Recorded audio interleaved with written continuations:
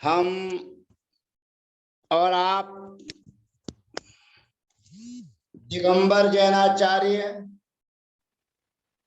श्री पूज्यपाद स्वामी विरचित जैनेन्द्र व्याकरण आचार्य श्री अभयनंदीकृत जैनेन्द्र महावृत्ति का अध्ययन कर रहे हैं और इस जैनेन्द्र महावृत्ति और जैनेन्द्र व्याकरण के अध्ययन में अजंत स्त्रीलिंग शब्दों की चर्चा हमारे मध्य है और ये अजंत शब्द में ऐकारांत रई शब्द हमारे बीच में है। धन, सूर्य और सुवर्ण, अर्थात रई माने धन, रई माने सूर्य और रई माने सुवर्ण। इस शब्द की चर्चा आपके मध्य प्रारंभ कर रहे हैं। अब इसमें अपने को ध्यान रखना है कि सी, व्याम, भिस, भ्यस और सुप, इन व्यंजन वाली विभक्तियों के आने पर रायो हली सूत्र के माध्यम से जो आई है उस आई के स्थान पर आकार आदेश हो जाता है और स्वर वाली विभक्तियां अर्थात अजंत वाली विभक्तियां आने पर एचो यवा यावा सूत्र के माध्यम से आय आदेश हो जाता है। ये अपने को पूरी प्रक्रिया में ध्यान रखना है। सर्वप्रथम सी, भ्याम, सु, भ्याम, भेस, भ्यस और सुप विभक्ति के आने पर रायो हली सूत्र के माध्यम से आई के स्थान पर आय आदेश हो जाएगा और जहां स्वर वाली विभक्तियां आएंगी, अच वाली विभक्तियां आएंगी, वहां पर एचो यवा यावा सूत्र से आय आदेश होकर प्रयोग सिद्ध करना चाहिए। रई शब्द पुल्लिंग और स्त्रीलिंग दोनों में प्रयुक्त होता है। स्त्रीलिंग में भी वही प्रक्रिया और पुल्लिंग में भी वही प्रक्रिया है जो पूर्व में हमने जानी है। तो रई शब्द से प्रथमा विभक्ति के एक वचन में सु विभक्ति के आने पर उ का अनुबंध लोप हो जाएगा और उ का अनुबंध लोप होने पर रई धन सा या रायो हली सूत्र के माध्यम से आई के स्थान पर आ आदेश हो जाएगा और सजुसो री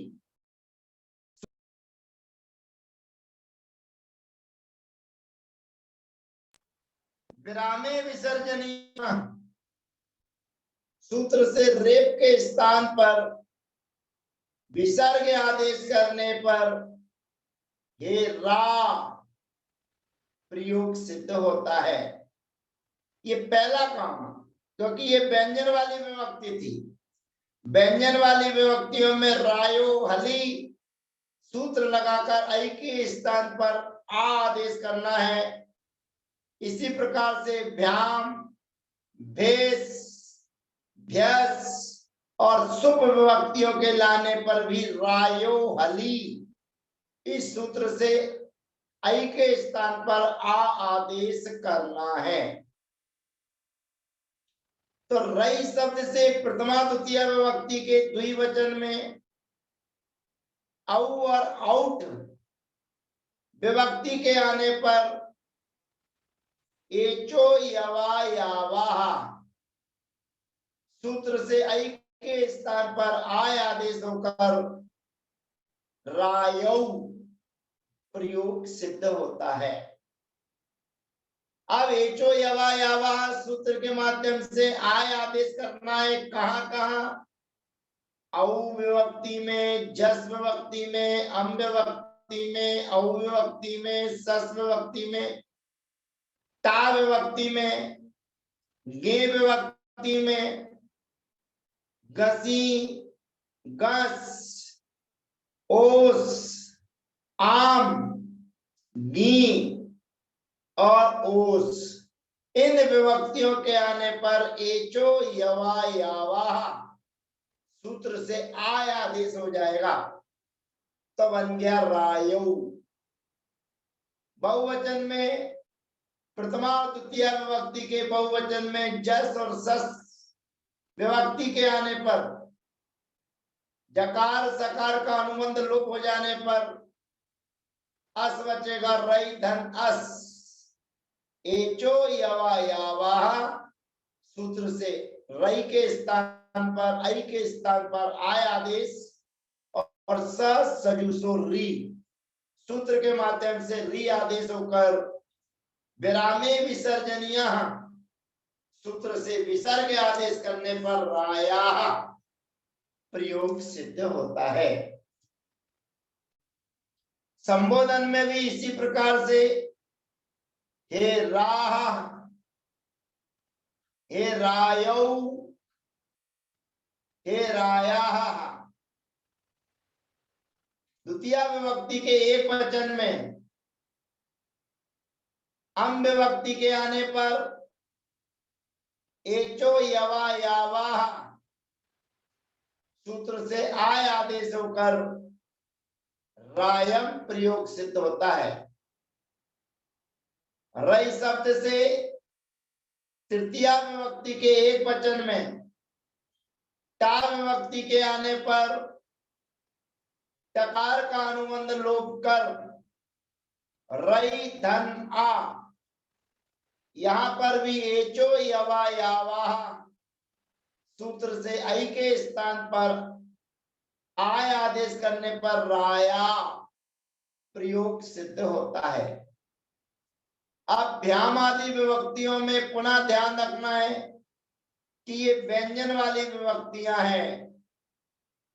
तो रई शब्द से तृतीया चतुर्थी पंचमी विभक्ति के द्विवचन में भ्याम विभक्ति के आने पर रायो हली सूत्र के माध्यम से आई के स्थान पर आकार आदेश करने पर राभ्याम प्रयोग सिद्ध होता है। रई शब्द से तृतीय विभक्ति के बहुवचन में विस विभक्ति के आने पर रायो हली सूत्र से आई के स्थान पर आदेश और सजुसो री सूत्र से री आदेश और विरामे विसर्जनीय से विसर्ग आदेश करने पर रा भी प्रयोग सिद्ध होता है। रई शब्द से चतुर्थी विभक्ति के एक वचन में गे विभक्ति के आने पर गकार का अनुबंध लोप कर रई धन ए या एचो यवा यावा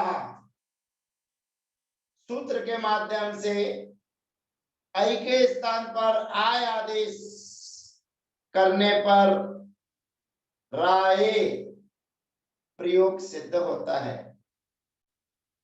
भ्यस विभक्ति के आने पर व्यंजन वाली विभक्ति है इसीलिए चतुर्थी और पंचमी विभक्ति के बहुवचन में व्यस विभक्ति के आने पर रई धन व्यस रायो हली सूत्र के माध्यम से आई के स्थान पर आ आदेश कर सजुसो री और विरामे विसर्जन यहाँ सूत्र से विसर्ग आदेश करने पर राभ्या प्रयोग सिद्ध होता है। रई शब्द से पंचमी षष्ठी विभक्ति के एक वचन में घसी गस विभक्ति के आने पर गकार एकार अनुबंध लोप कर रई धन अस या एचो यवा यावा सूत्र से आय आदेश करने पर सजुसो री और विरामे विसर्जन यहाँ सूत्र से राया प्रयोग सिद्ध होता है। रई शब्द से षष्ठी और सप्तमी विभक्ति के द्विवचन में ओस विभक्ति के आने पर रई धन ओस यहाँ एचो यवा यावा सूत्र से आई के स्थान पर आय आदेश और सजुसो री और विरामे विसर्जन यहाँ सूत्र से विसर्ग आदेश करने पर रायो प्रयोग सिद्ध होता है। रई शब्द से षष्ठी विभक्ति के बहुवचन में आम विभक्ति के आने पर रई धन आम यहाँ एचो यवा यावा सूत्र से आई के स्थान पर आय आदेश करने पर रायाम प्रयोग सिद्ध होता है। रई शब्द से सप्तमी विभक्ति के एक वचन में घी विभक्ति के आने पर गा का अनुबंध लोप कर रई धन ई यहाँ एचो यवा यावा सूत्र के माध्यम से आय आदेश करने पर राई प्रयोग सिद्ध होता है। अब रई शब्द से सप्तमी विभक्ति के बहुवचन में सुप विभक्ति के आने पर पकार का अनुबंध लोप कर रई धन सु अब ये व्यंजन वाली विभक्ति होने पर रायो हली सूत्र से आई के स्थान पर आ आदेश हो जाने पर रासु प्रयोग सिद्ध होता है। एक बार पुनः सभी विभक्तियों का रिवीजन कर लेते हैं। रई शब्द की संपूर्ण विभक्तियां रा रायो राया हे राह हे रायो हे राया रायम रायो राया राया राभ्याम राभी राये राभ्याम राभ्या राया राभ्याम राभ्या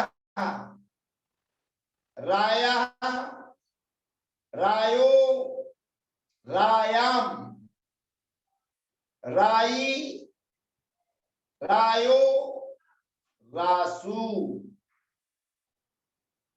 अब अगले सत्र में हम इस अजंत स्त्रीलिंग प्रकरण में 9 शब्द लेकर आएंगे। 9 माने नौका, जो यहां से वहां पहुंचा दे, पार लगा दे ऐसे 9 शब्द की प्रक्रिया आपके बीच रखी जाएगी और इस 9 शब्द की संपूर्ण प्रक्रिया गिलऊ शब्द के समान सिद्ध होती है। यहाँ पर स्वर वाली विभक्तियों में केवल एचो यवा यावा सूत्र के माध्यम से आव आदेश होता है। जैसे रई शब्द में आय आदेश किया था, उसमें आव आदेश करेंगे। या रायो हली लगाया था, यहाँ पर व्यंजन वाली विभक्तियों में कोई भी सूत्र नहीं लगेगा, केवल एचो यवा यावा। और जहां विसर्ग करना होगा वहां पर सजुसो री विरामे विसर्जनिया और अंतिम शुभ विभक्ति जब आएगी तो उसको तेरादेशयो सूत्र से दंत सकार आदेश किया जाएगा।